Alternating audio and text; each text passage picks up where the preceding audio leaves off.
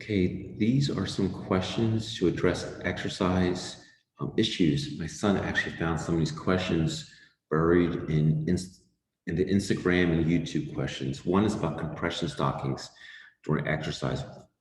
Probably answer them in two ways. One for a group of people who like them, and one for people who do not like compression stockings. Generally, we recommend compression stockings for people, but let's address maybe for the people who do not like compression stockings. Compression stockings for people who don't like them can be many issues. They cause pain, they're tight, they restrict mobility, they cause some swelling. So for those people, trying to do them when you exercise may actually hamper your ability to exercise. You're not maybe ready yet to use them and may never be able to. So our goal is to try to get you to move your body. We know that exercise and mobility is the goal. We want to try to optimize your fitness because fitness is part of your medicine. It's part of rehabilitation. Rehabilitation is part of your medicine with the orthostatic disorder. It's part of one of our goals. So if compression stockings are painful, we do not want you to try them. We do not necessarily need them as part of the exercise regimen for people. Even if you find them very helpful for you, it's not a mandatory or a necessity for someone. Again, if you do like compression stockings, knee high are probably ideal. Sometimes it's hard to keep thigh highs up. They do slide. Abdominal binders would be hard to use, and the ones that are sort of the ones that go over the hips or the panties, they call them, might be challenging to do.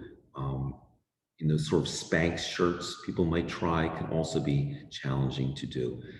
Exercising with compression gear, whether the arm sleeves, leg sleeves, or stockings. Try them. But again, you might try them without them to see how you feel before and afterwards. Again, our goal is trying to keep consistency of exercise over time. Exercise matters. There's three ways you exercise. One is balance, which is important. Many of you will lose your balance for many reasons of the underlying disease process that led you to have this. Two is the aspects of feeling so ill, it can still impact your balance. And third is also this inactivity, again, building on the second theme, can affect your balance. Cardiovascular is your controlling your heart rate, which is a very important way to control the adrenaline, and then also building muscle. Again, we don't want people to be a bodybuilder, but by controlling and building some muscle mass, especially in the lower body and arms, it will help you compensate for the orthostatic. Having muscles will actually build up more vascular and capillary beds, which will help compensate for your impairment of your orthostatic issues. So compression stockings are not a mandatory. If you like them, work with them, adapt to them. And if you don't like them, work around them. The most important thing is doing exercise consistently over time. Small steps wins the race. If you're not ready for standing exercises comes up, we built mainstay exercise called bed exercise, supine exercise, laying down, chair.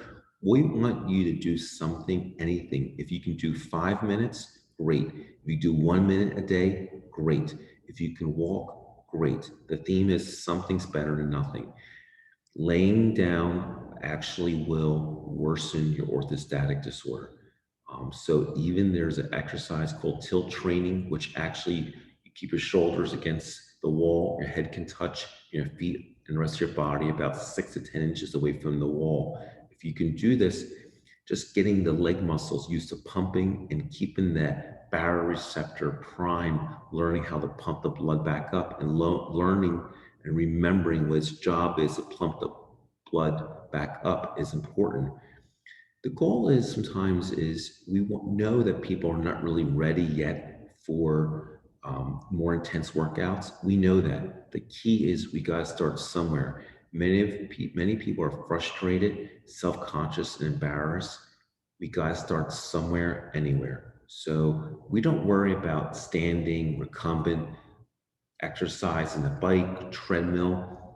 We just want people to start anywhere. So if you're starting laying down, even if you were an Olympic athlete at one time, we got to start somewhere. Even if that's just pedaling your feet, laying down, you got to get the legs moving, the body moving is better than nothing.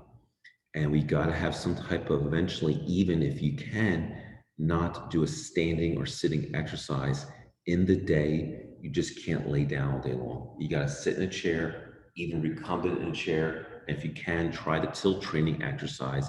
Explains more to keep those centers in the body, remembering the mechanism to pump the blood up. It comes up also if you're hypermobile, what to do. The key would be is if you can, and this might be, and I apologize, is to take the exercise as slowly as you can to your joints can take it. So if you're doing a arm circle, instead of rapid, slow movements are often the key. Or if you're doing like a shoulder press, instead of more rapid movements, just slow, deliberate movements. There are physical therapists who specialize in hypermobility. People have actually Googled the United Kingdom program for EDS and physical therapy that helps out greatly.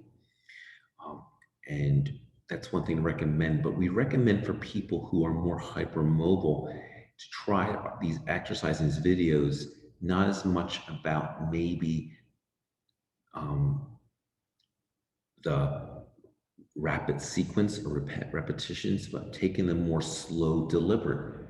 So maybe instead of doing high reps, you're taking the motion slowly and sustaining. More of what you do in an Ashtanga yoga positioning, where you actually sustain a posture and try to keep the joint as much as where it can handle without being so restricted or compromised. That's probably the best guidance I can give in this segment. Um, it comes up also about adrenaline. Again, adrenaline is what your compensation is so you don't pass out. It also can be so programmed that it becomes your body's automatic response. That's why exercise then becomes helpful is with exercise, besides building blood vessel mass and muscle mass to make you stronger, the more you can get your heart rate up the best you can for what your capabilities are of your body, it will help you in your day in, day out to have more accommodation to compensate. You'll have more of this resilience, more the ability to rebound, handle, and that adrenaline response, instead of being so severe, it will not need to escalate. So in a situation where if you're exercising, your heart rate can come up and exercise to 120, 130, or 140, these are just examples. Even if you're a beta blocker in your day-to-day life, your heart rate will over time not need to be automatically programmed to come up. And your adrenaline symptoms of jitteriness, sweatiness, gastrointestinal, diarrhea, bloating, sweating, unsettled, erratic sleep will not automatically take off. So the exercise does lots of things besides strengthening muscles, building up capillary, also in your day in, day out, bring that adrenaline back down. Important concepts too with exercise is you're going to feel frustrated, defeated, embarrassed, ashamed, and it's not easy. And you got to start small steps. And these exercise programs are meant to really just start very, very small. Most of our patients have historically had lives where they've had fitness or overachievers, go-getters, perfectionists, used to sort of just doing things in our bodies, just following suit and doing it.